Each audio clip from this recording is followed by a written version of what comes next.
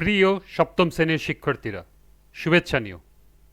আজকে আমি তোমাদের জীবন ও জীবিকা বইয়ের চতুর্থ অধ্যায় আর্থিক ভাবনার ৬০ পৃষ্ঠার একক কাজ সমাধান করে দেব। প্রথমে তোমাদের বলবো, যারা আমার চ্যানেলটি সাবস্ক্রাইব করো নাই তারা আমার চ্যানেলটি সাবস্ক্রাইব করবে এবং আমার সাথে থাকবে। তাহলে চলো আমরা ক্লাস শুরু করি। তোমরা নিশ্চয়ই প্রথম অধ্যায়ের নির্দেশনা অনুযায়ী আর্থিক ডায়েরিতে প্রতি মাসের আয় ব্যয়ের হিসাব নিয়মিত লিপিবদ্ধ করেছ। শিক্ষকের নির্দেশনা অনুযায়ী গত এক সপ্তাহের আর্থিক ডায়েরি রেকর্ড থেকে নিচের ছকটি পূরণ করো।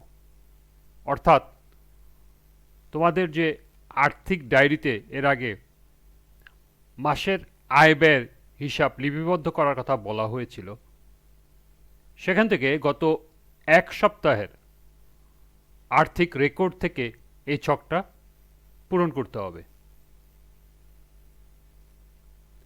এক সপ্তাহের পারিবারিক লেনদেনের বিবরণ।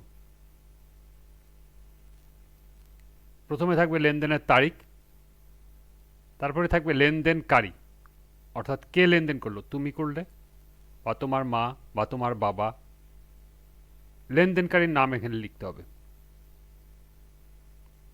লেনদেনকৃত দ্রব্য বা সেবার বিবরণ, কি খাতে লেনদেন করা হয়েছে তার বিবরণ। ক্রয় বা বিক্রয়, জিনিস কেনা হয়েছে না বিক্রয় করা হয়েছে।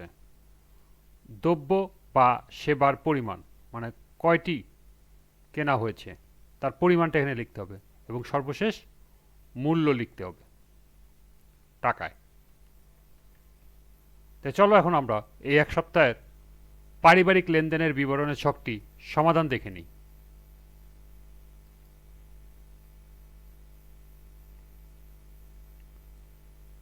২/৫/২০২৪ লেনদেনকারী নিজে।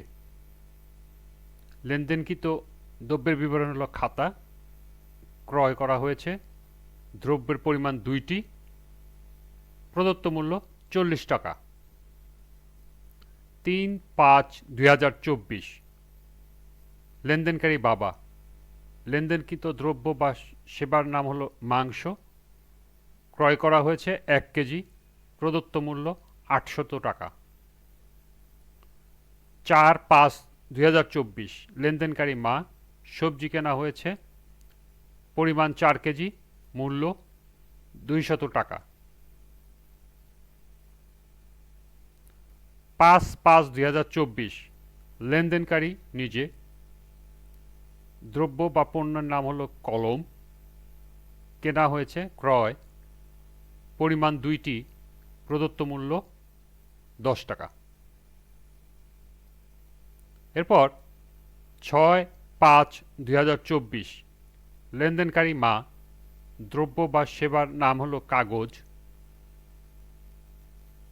বিক্রয় করা হয়েছে। পুরানো খবরের কাগজ বা পুরানো খাতা বিক্রি করা হয়, সেটা বিক্রয় করা হয়েছে। পরিমাণ ১০ কেজি, প্রদত্ত বা প্রাপ্ত মূল্য, এখানে প্রদত্ত না, এখানে হবে প্রাপ্ত মূল্য ১৫০ টাকা।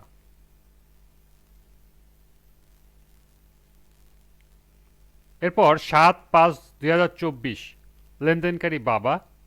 মাছ কেনা হয়েছে, পরিমাণ ১ কেজি, মূল্য ৫০০ টাকা। সর্বশেষ ৮/৫/২০২৪ লেনদেনকারী মা। ফল কেনা হয়েছে, পরিমাণ ১ কেজি, মূল্য ৩০০ টাকা। এরপর আছে অভিভাবকের মতামত।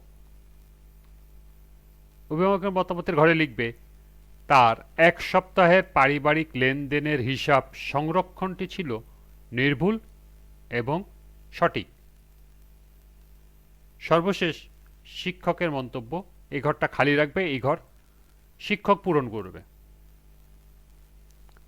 তাহলে এই ছিল এক সপ্তাহের পারিবারিক লেনদেনের বিবরণ।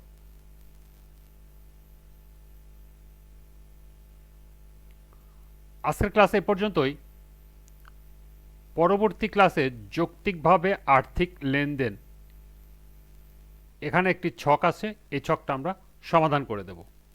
সবাইকে আবারও বলছি, যারা আমার চ্যানেলটি সাবস্ক্রাইব করো না তারা আমার চ্যানেলটি সাবস্ক্রাইব করবে এবং আমার সাথে থাকবে।